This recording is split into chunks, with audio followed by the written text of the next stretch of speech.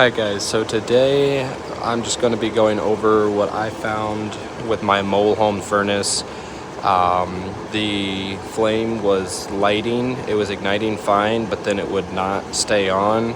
So I cleaned the flame sensor slash igniter and it still didn't seem to work for me.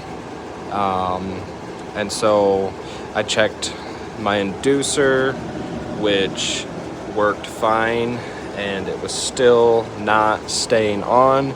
So what I found was this pipe goes to my inducer up to there. Actually, it's working fine now that I've taken that off, but the problem is up there was clogged full of tons of rust and dirt. Not entirely sure how that all got in there, but when I disconnected that and it has good airflow in there, my furnace is working perfectly fine. So that may be your issue.